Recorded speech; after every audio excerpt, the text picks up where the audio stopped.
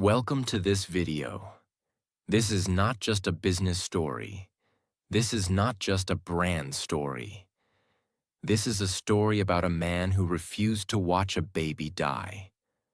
A man who had no idea that his simple invention would one day feed the entire world. A man whose name would become a symbol of survival, love, and later, controversy. But let me warn you, this is not a fairy tale. This is not a clean, simple path to success. This is the story of Nestlé, one of the most powerful, most loved, and most criticized companies on Earth. It began in the 1800s with one man. No money, no social media, no startup funds. Just one purpose: to save a life. And that purpose became a product. That product became a movement. And that movement became a $100 billion global empire. In this 4-part series, you'll learn everything, every detail, every struggle, every victory, and every dark chapter. I will take you inside the mind of Henri Nestlé, a man who gave the world something it didn't even know it needed. This video is not just good for learning history or motivation. This video is also great for your English, because I will tell you everything in very simple, easy English. If you are a beginner or learning English, this story will help you understand how to tell stories, how to describe people's lives, and how to talk about business and growth in a very fluent way. So you're not just learning about Nestlé, you are also training your brain to think in English. That's why this video is not just a story. It's an experience. It's a mirror, showing you how even one man with a small idea can change the world. It's a guide, teaching you how purpose is more powerful than profit. And it's a message that says to you right now, wherever you are, if Nestlé can start from a sick baby and become the biggest food company in the world, then what's stopping you from building something great too? By the end of this 4-part story, you won't just know the name Nestlé. You'll feel like you've lived his journey. And maybe, just maybe, you'll start to believe in your own. Let's begin. Part 1. One man, one formula, one life saved. Henri Nestlé was born in 1814 in a small town called Frankfurt am Main in Germany. His real name was not Nestlé. It was Heinrich Nestlé. But later, when he moved to a French-speaking part of the world, people called him Henri. His father was a glassmaker. They didn't live a rich life. In fact, they had 13 children, and only 6 of them survived. Henri learned one thing early in life. Life is fragile. He saw babies die in his own family. He saw how hard it was for poor people to keep children alive when food was limited. He was curious. He was a problem solver. He wanted to become a chemist, someone who mixes materials to create useful products. So in his early 20s, he moved to Switzerland to a city called Vevey, a place that would later become the headquarters of Nestlé. But at this point, Nestlé was not a company.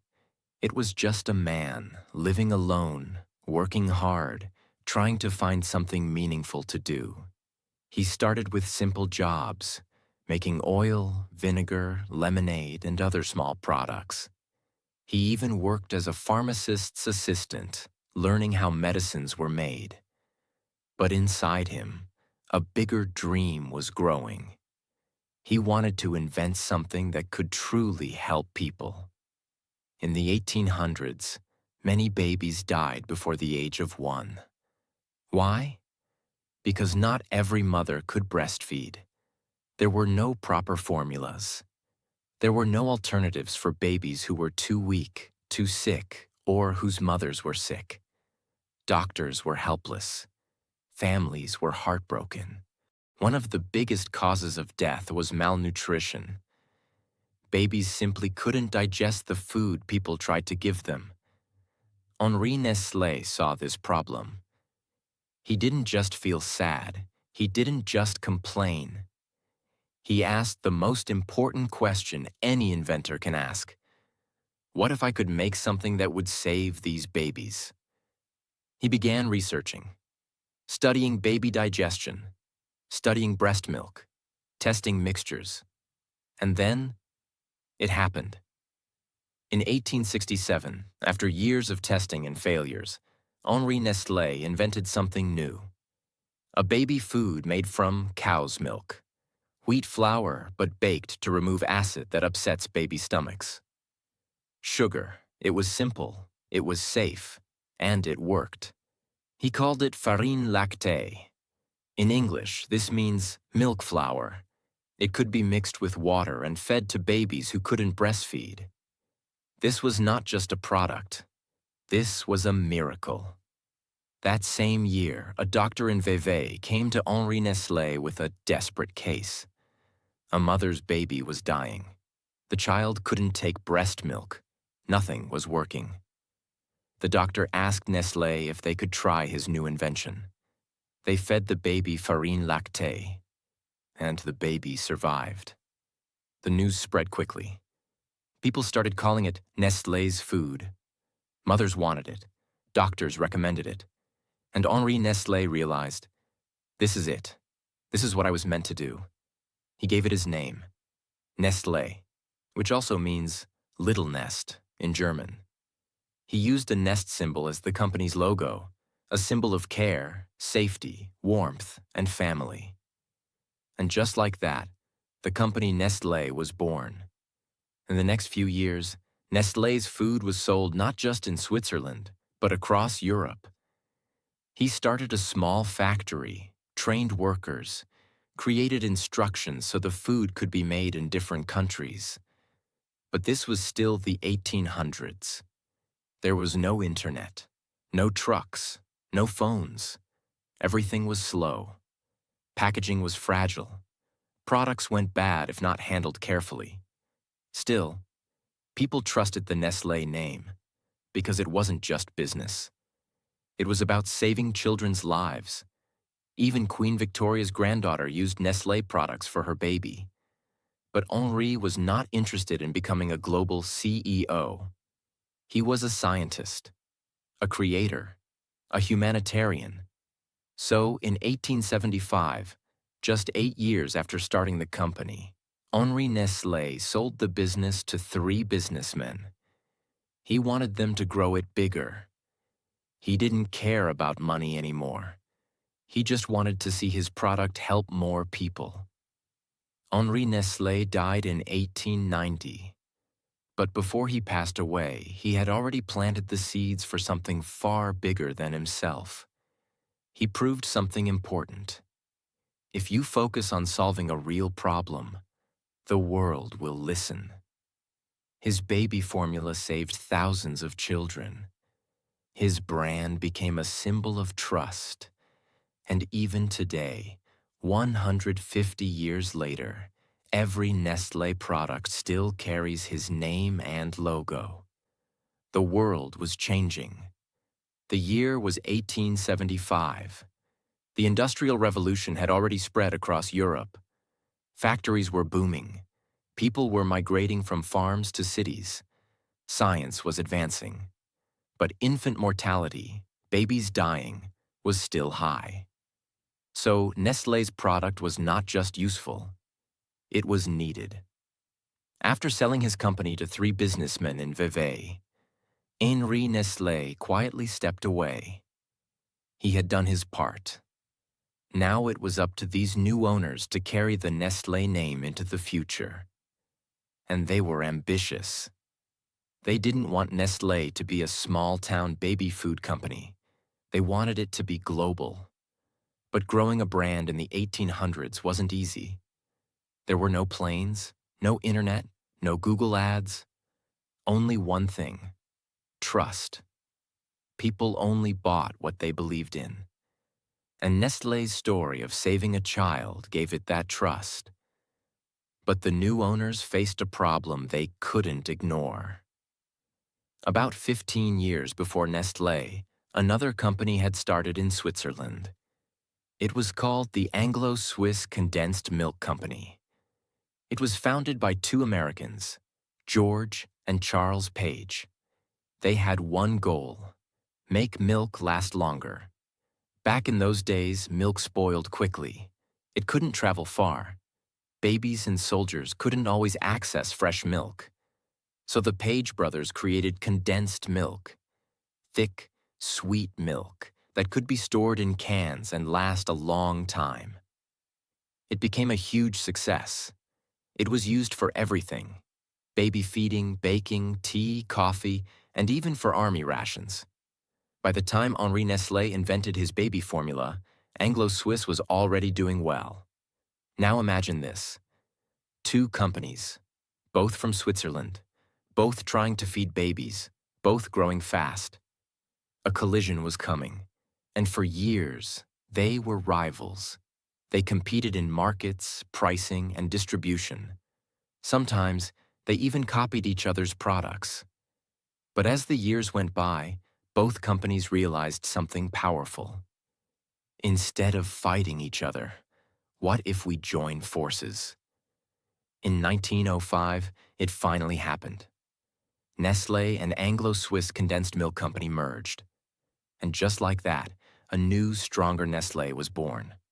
With factories in Europe, the US, Australia, South America, and Asia.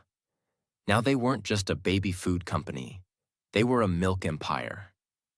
After the merger, Nestlé's business grew rapidly. They sold baby food, condensed milk, milk powder, evaporated milk. And during this time, milk was more than just a drink. It was a symbol of health, motherhood, care, and life. Nestlé used this symbolism to connect with families emotionally. They put the Nest logo, showing a mother bird feeding her babies, on every product. This was not just smart branding, it was storytelling. Every time someone saw the Nestlé logo, it reminded them of safety, family, and care. This emotional connection helped the company grow far beyond Switzerland. Factories were set up across United Kingdom, Germany, Spain, United States, India, Brazil.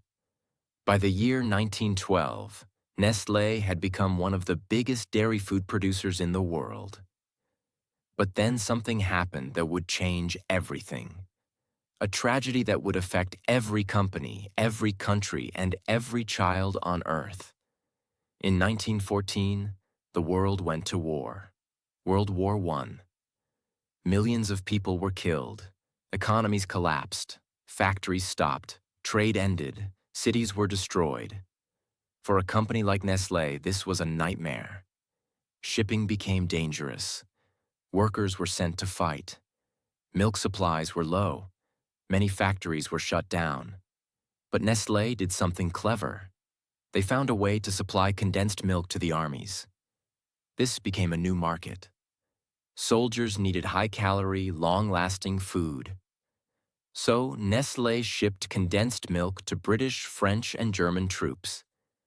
Their factory in the US stayed active and even grew. By the end of the war, Nestlé was no longer just a baby food company. It was now a key food supplier for the world.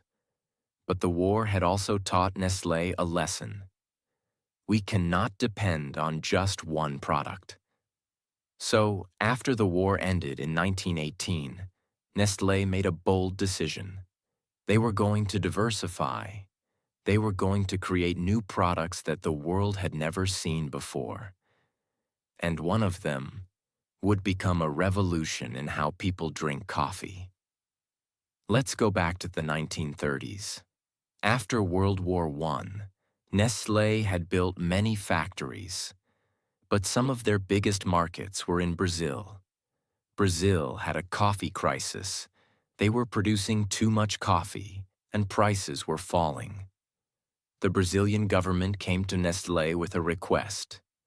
Can you create a coffee product that's easy to make, easy to store, and lasts long? Nestlé took the challenge. And after 7 years of research, in 1938, they launched something revolutionary. Nescafé, the world's first instant coffee. Just add hot water, and your coffee is ready. No grinding beans, no brewing, no waiting. Nescafé was an instant success. It was affordable, easy, fast, and during tough times, that's exactly what people needed. But Nescafé's real explosion happened in 1939, World War II began. Another war, more destruction, more hunger, more soldiers. But this time, Nestlé was ready. They supplied condensed milk, milk powder, chocolate, and most importantly, Nescafé. The Allied forces, especially American and British soldiers, carried Nescafé in their packs. It became the coffee of the army. Fast, hot, energizing. Soldiers who drank Nescafé during war took the habit home when the war ended. And that's how Nescafé became a worldwide phenomenon. By the time the war ended in 1945, Nestlé was no longer just a food brand. It was a daily ritual in millions of homes. After World War II, the world wanted peace. Families wanted comfort. Life needed to feel normal again. And Nestlé understood this deeply. They began producing baby cereal, chocolate, canned milk, and of course, instant coffee at a massive scale. They entered markets like Philippines, India, South Africa, Mexico. They hired local workers, used local ingredients, and adapted to local tastes. This made Nestlé feel like a local brand in every country. In India, Nestlé would later launch Maggi. In Japan, Kit Kat became a sensation. In Africa, Nestlé built food factories close to the people. They didn't just want to sell, they wanted to belong. This was their power. Part 2. The Baby Formula Controversy. The darkest hour of the Nestlé empire. The 1950s and 60s were glorious years for Nestlé. Their name was everywhere. Their products were becoming emotional habits, not just items on a shelf. Mothers in Africa were feeding their children with Nestlé baby formula. Families in India were cooking Maggi noodles. Soldiers across the world were drinking Nescafé every morning. Nestlé was not just a company anymore. It was a part of people's lives. But when a company becomes too trusted, something dangerous can happen. People stop asking questions. And that's exactly where this story turns. Because behind the logo of the little bird feeding its babies, behind the smiling ads, behind the promises of health and love, there was a growing storm. And it was about baby formula, the very product that started Nestlé's empire. Back in the 1800s, Nestlé had created baby formula to save children whose mothers couldn't breastfeed. It was a beautiful invention, life-saving, science-backed, and filled with purpose. But over time, something changed. By the 1960s and 70s, Nestlé wasn't just selling baby formula to help babies who couldn't breastfeed. They were marketing it to every mother, everywhere, even to mothers who could breastfeed. Why? Because breast milk is free, but formula costs money. And for a company, profit grows when people stop using what is free and start paying for what you sell. So Nestlé launched a campaign that would become one of the most controversial marketing campaigns in human history. They began promoting formula in developing countries, especially in Africa, Asia, and Latin America. These were countries where clean water was scarce, sanitation was poor, and poverty was common. But Nestlé had a strategy. They sent saleswomen dressed like nurses into hospitals and villages. They handed out free samples of baby formula, They told mothers, "This is modern. This is scientific. This is better than breast milk." They gave the formula for free in the beginning. And it worked. Mothers stopped breastfeeding. They started using Nestlé's formula. Babies grew strong and healthy, as long as the free supply continued. But after a few weeks, the free supply ended, and mothers had to start buying the formula. But here's the painful part. Once a mother stops breastfeeding, her milk dries up. It doesn't come back. The body assumes it's no longer needed. So now, these mothers had no choice. They had to buy formula, or their babies would starve. And in places where money was low, many mothers diluted the formula with water to make it last longer. But the water wasn't clean. And the result? Thousands of babies started dying from malnutrition and waterborne diseases. Mothers were blamed, hospitals were blamed. But eventually, the world looked at Nestlé, and the question was loud. Did Nestlé know this was happening? In the late 1970s, a global movement began. Doctors, activists, and researchers began studying the effects of formula marketing in developing countries. The facts were terrifying.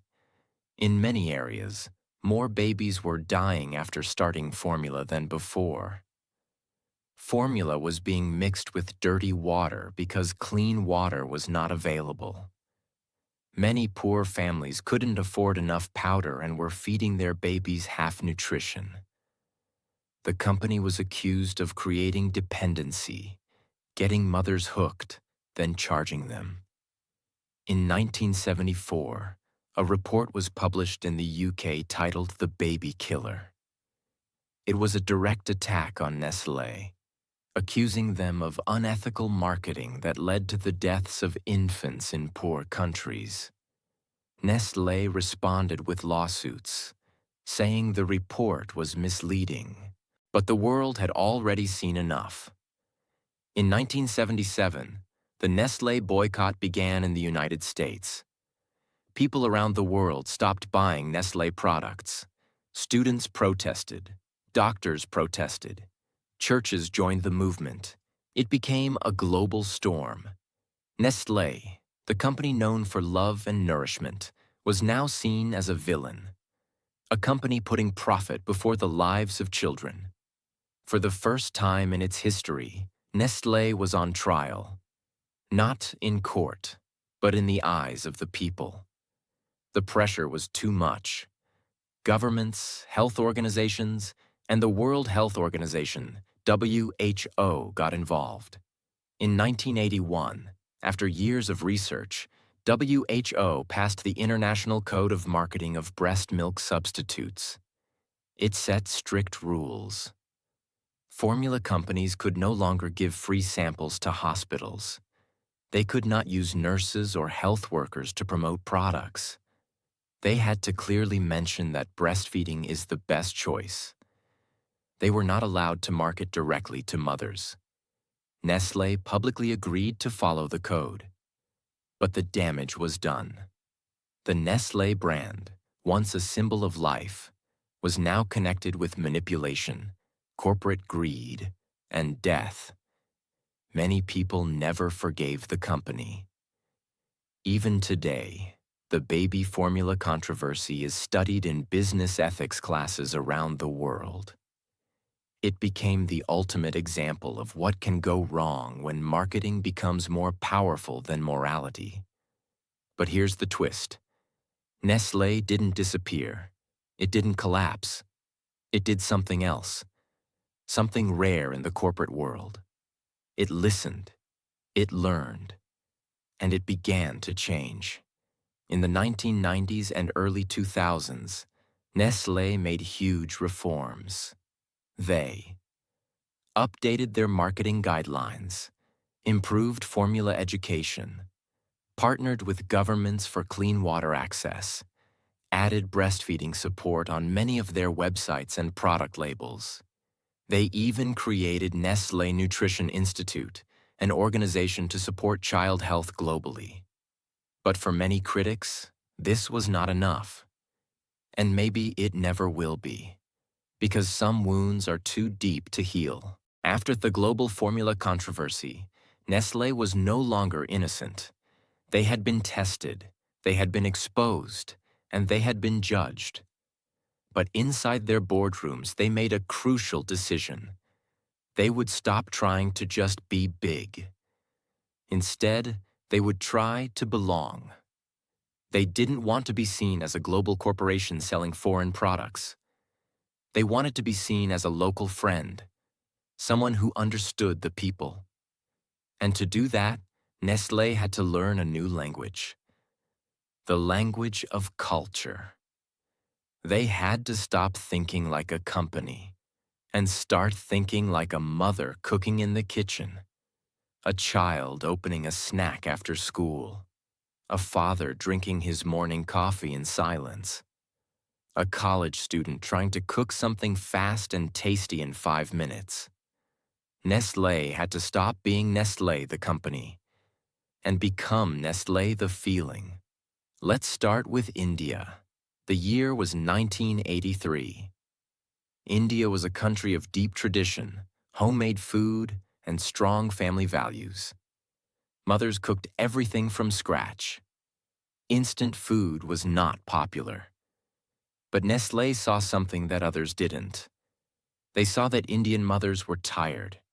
They loved their families. They cooked with care. But every now and then, they needed a break, something fast, something easy, something their kids would eat without complaining. And that's when Nestlé launched something that would become a cultural revolution: Maggi 2-minute noodles. It wasn't just a product, it was magic. Wheat noodles, a tastemaker packet, boiling water, and in 2 minutes, you had something warm, salty, flavorful, and comforting. Mothers were skeptical at first, but kids loved it. And when kids love something, mothers notice. Nestlé didn't market Maggi as a replacement for dinner. They marketed it as a helper, a break, a snack. The slogan was genius: fast to cook, good to eat. College students in hostel rooms made Maggi at midnight. People added vegetables, eggs, cheese, and made their own version. Everyone felt they had a Maggi recipe. It became more than food. It became a memory, a part of childhood, a symbol of comfort. Now let's go to Japan. Nestlé wanted to enter the highly competitive chocolate market. But how do you compete in a country that already loves its own sweets? You listen. Nestlé launched Kit Kat in Japan in the 1970s. But they noticed something fascinating. In Japanese, the phrase kitto katsu means surely win. It sounded similar to Kit Kat students began eating Kit Kat before exams, as a good luck charm. And Nestlé didn't miss the opportunity. They leaned into this cultural connection. They released limited edition Kit Kats in flavors like green tea, strawberry cheesecake, wasabi, red bean, sakura cherry blossom, over 300 flavors, each one representing a different region, season, or emotion. Suddenly, Kit Kat became a gift item, a souvenir, a symbol of good luck, not just chocolate, emotion wrapped in foil.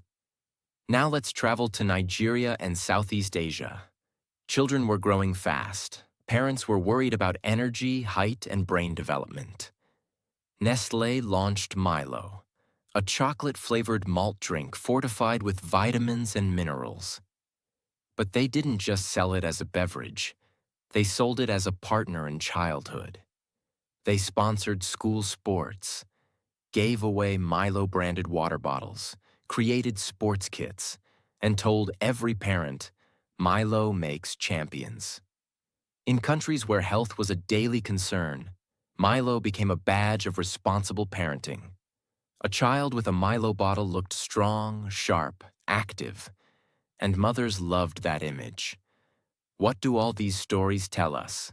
They tell us that Nestlé stopped selling products. and started creating moments. They realized people don't buy based on price or nutrition facts. They buy based on memory, emotion, identity, and Nestlé began designing products that fit into every emotion of life. Morning coffee, Nescafé, afternoon energy, Milo, evening snack, Maggie, post-dinner treat, Kit Kat, baby food, Cerelac, health drink, Nestlé everyday milk powder. No matter what your day looked like, Nestlé was there. Quietly, softly, comfortably, in your cupboard, in your lunchbox, in your memories. And here's what made it genius. Nestlé didn't try to be the same everywhere. They adapted to each country's culture. In Brazil, Nescau. In Pakistan, everyday milk. In the Philippines, Bear Brand. In the US, Coffee Mate, Nesquik, Gerber. In Australia, Uncle Toby's. Different names, different tastes, same emotion. This strategy was called Glocalization, a mix of global vision and local flavor. And it worked. By the early 2000s, Nestlé had over 2,000 brands in more than 190 countries. They weren't just a food company. They were part of your daily life. And most people didn't even realize it. Part 3. The Global Mirror. Health, Truth, and the Fight for Trust. In the early 2000s, Nestlé was everywhere. Your coffee, your water, your milk, your snacks, your baby food, even your pet food. Yes, Nestlé had expanded into Purina, one of the world's biggest pet nutrition brands. They were producing everything from chocolate to cereals, health drinks to mineral water, ice cream to vitamins. More than 2,000 brands across 190 countries. Every second, someone in the world was buying a Nestlé product. But here's the problem. The more people buy, the more people observe. The more Nestlé becomes part of your daily life, the more you start asking, what exactly am I putting in my body? And that question changed everything. Because slowly, people began to realize that some of Nestlé's most beloved products were not exactly healthy. Let's talk about sugar. Nestlé built emotional connections through food that tasted good, really good. But that delicious flavor often came at a cost. Many of their top-selling products, Milo, Nesquik, Kit Kat, Nescafé 3-in-1, Maggie seasoning packets, cereals, snacks, were found to be high in sugar, salt, or processed ingredients. Parents started reading the back of the boxes. Health experts started doing lab tests. NGOs published reports. And suddenly, Nestlé was at the center of a new conversation. A dangerous one. The question was no longer, what does Nestlé make? It became, should we trust Nestlé with our health? In 2021, a leaked internal report shocked the world. It revealed that over 60% of Nestlé's food and drink products were considered unhealthy by modern nutrition standards, especially in countries like the US, UK, India, and Brazil. This included cereals marketed to kids, instant noodles, flavored drinks, candy, biscuits, ice cream. This wasn't a random blog or activist group. It was Nestlé's own internal document. It admitted that many of their products would not pass modern health guidelines. The same company that once stood for nourishment was now facing accusations of making people sick. But that wasn't the only problem. People weren't just questioning ingredients. They were questioning ethics. Let's talk about water. Nestlé had become one of the largest bottled water companies in the world, with brands like Perrier, Pure Life, San Pellegrino, and others. But to bottle water, you need one thing: access to water sources. In countries like Pakistan, India, South Africa, and parts of the US, Nestlé had made deals to extract groundwater at low costs, while local communities were suffering from water shortages. Villages with dry taps saw trucks full of Nestlé water bottles leaving their region. Protests erupted. Environmental groups raised alarms. Nestlé was accused of stealing water from the poor to sell to the rich. In Michigan, USA, Nestlé was allowed to pump millions of gallons of water for less than $200 a year, while nearby residents complained about low water pressure and ecological damage. And in other countries, similar stories repeated. Nestlé defended itself, saying it followed all legal rules and helped local communities too. But the question remained, should water be a business? For a brand with a bird in its logo, representing care and safety, this was a hard look in the mirror. At the same time, Nestlé faced backlash for its role in child labor in cocoa farming, especially in West Africa. Plastic waste from packaging. Greenwashing, claiming to be eco-friendly without real results. Misinformation in product marketing, like claiming nutritional benefits where there were none. Heavy lobbying against food regulations in many countries.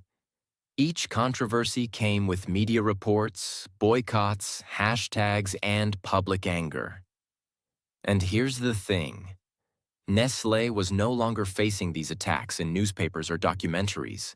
Now it was happening online, in real time, on Twitter, Facebook, YouTube, Instagram, TikTok. A single viral video could reach millions in hours. Nestlé had grown too big to hide. So what did Nestlé do? Did they ignore it? No. They responded, sometimes slowly, sometimes carefully. But they began to change. Because the truth is, you don't survive for 150 plus years by being stubborn. You survive by listening. Nestlé began launching transformation programs inside the company, reformulating products to reduce sugar, salt, and fat, increasing investment in plant-based foods, launching vegan and organic product lines, partnering with health organizations to improve child nutrition, creating clear nutritional labeling on packaging, setting goals for net zero emissions by 2050, reducing plastic use and experimenting with paper-based packaging, selling off their bottled water business in North America to focus on sustainability. They created teams specifically for social responsibility and environmental transparency. They began supporting clean water initiatives in poorer countries. They funded education programs for cocoa farmers to eliminate child labor. They worked with universities and governments to improve global food systems. In other words, Nestlé knew they couldn't erase the past, but they could shape the future. Here's what makes it so interesting. Most companies, when they're attacked, either deny or disappear. Nestlé didn't do either. They said, yes, we have problems, but we are here, and we're going to fix them. Was it perfect? No. Were people still angry? Yes. Did the media still expose their flaws? Absolutely. But Nestlé kept moving forward, changing their recipes, their packaging, their promises, and their behavior. Because they knew something powerful. People don't expect you to be perfect. They expect you to be honest and willing to grow. And that growth began showing results. In recent years, Nestlé has become a leader in the plant-based revolution. They launched Garden Gourmet, vegan meats and ready meals, Wunda, plant-based milk, Awesome Burger, to compete with Beyond Meat, natural supplements for health-conscious adults, more sugar-free and low-fat versions of old products. They created smart food labs using AI to design better nutrition. They invested in startups focused on health tech and sustainable farming. They made deals with brands that promoted mental wellness, fitness, and clean eating. In short, they went from being part of the problem to becoming part of the solution. But here's the question only you can answer. Do you trust them? Because in today's world, trust is earned every day. And Nestlé knows that. That's why they now talk less about profit and more about purpose, less about what they sell and more about what they stand for, less about taste and more about transparency, because they understand. Parents want honest food for their children. Youth want brands that reflect their values. The world wants companies that care about people and the planet. Nestlé has learned that kindness is not just good branding. It's the only way to survive the future. So here we are. Nestlé has been loved, attacked, boycotted, and still it remains. Why? Because it adapts, because it listens, because it learns. And now, more than ever, it wants to become not just a global company, but a responsible one.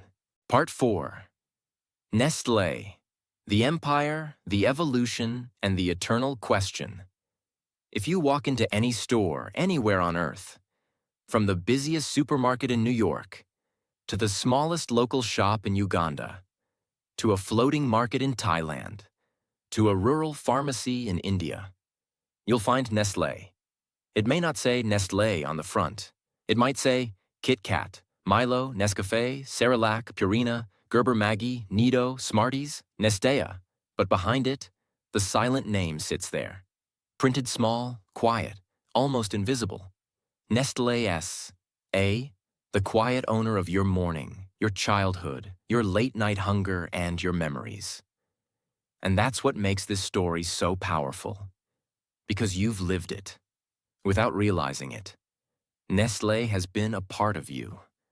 But now, in this final part, we look behind the logo, behind the warm feelings, behind the red, yellow, green wrappers and flavored packets, and ask the big question: what is Nestlé really? Is it a business, a brand, a villain, a savior, a teacher, or just a reflection of who we are as people? Let's look at the empire it has become. In the year 2024, Nestlé is one of the biggest food and beverage companies on the planet. Their revenue? Over $100 billion per year. Their brands? More than 2,000 across food, drink, health, wellness, baby nutrition, pet care, and beyond. Their employees? Over 270,000 people across 189 countries. Every second, 6,000 Nestlé products are sold somewhere in the world. And every time one is sold, a story continues. But here's the thing. Nestlé is not one company anymore. It's a universe of choices. In your house right now, check your kitchen. There's a very high chance that Nestlé is already there.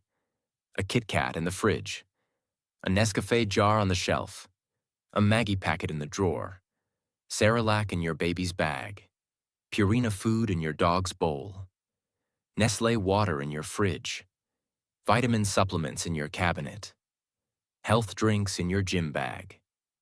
And you didn't even notice. That's how deep the company has gone into our lives. But let's be honest. Power comes with responsibility. And Nestlé's power is enormous. When you sell food, you're not just selling products. You're shaping health, habits, children's growth, and even emotions. And Nestlé has spent the last decade trying to take that responsibility seriously. Not because they're perfect, but because they finally understand something. In today's world, your brand is not what you say it is. Your brand is what the people feel when they hear your name. And Nestlé has heard both love and hate, so they're trying to rebuild something stronger: trust. That's why they've cut sugar and salt in over 14,000 products, introduced plant-based foods in over 80 countries, created health science divisions to fight diabetes and heart disease, invested billions in sustainable packaging, farming, and fair trade, donated to water access projects in Africa and Asia, shifted 80% of their new products to have healthier profiles, committed to net zero emissions by 2050. These aren't just business moves. They are survival moves, not just for the company, but for the planet. Because Nestlé knows if they lose the people, they lose everything. And people are now smarter, more conscious, more curious, more connected. One viral video, one boycott, one report, and billions can turn away. That's why Nestlé is changing. Not fast enough for some, but faster than most. Let's go back to where it all started, to a man named Henri Nestlé in 1867, standing in a small Swiss village, holding a bottle of his new baby formula, trying to save one child's life. He didn't have factories. He didn't have data. He didn't have a board of directors. He had one thing: purpose. And that purpose became a product. That product became a company. That company became a global brand. And that brand became an empire. But empires don't live forever, unless they remember why they began. And Nestlé, at its best, is a reminder of something deep, that if you care enough to solve a real problem, you might just build something that feeds the world. But Nestlé, at its worst, is also a warning that even the most beautiful mission can become dangerous when it forgets the people it promised to protect. This is what makes Nestlé's story so human. It is not a straight line. It is a circle of creation, mistake, growth, and healing. Just like you. Just like me. Just like all of us. So what's next for Nestlé? It's no longer just about food.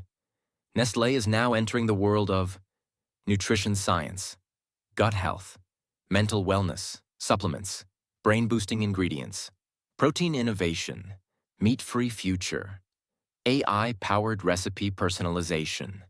They're working with doctors, researchers, food scientists to build the future of human health. They've created Nestlé Health Science, Nestlé Institute of Packaging Science, and future food programs. They know people want honest ingredients, transparent labels, ethical sourcing, real nutrition, sustainability, taste without guilt. And that's what they're chasing now. But only time will tell whether they succeed not as a business, but as a legacy. So, now we end. Nestlé, a name that once saved a baby, now feeds the world. A brand that has brought smiles, comfort, controversy, and courage. A company that has been called both angel and enemy. But one thing is clear: Nestlé is not going anywhere. Because it is not just a name. It is a story. A story of invention. A story of trust. A story of power. A story of mistakes. A story of healing. A story of hope. And now, it's part of your story too. Every time you open a packet, every time you taste something familiar, every time you feed your child or drink your morning coffee, you're not just consuming a product, you're continuing a story that began over 150 years ago, with one man, in one village, trying to save just one child. Life-changing lessons from the Nestlé story. 1. Purpose is more powerful than profit. Henri Nestlé didn't start a company to get rich.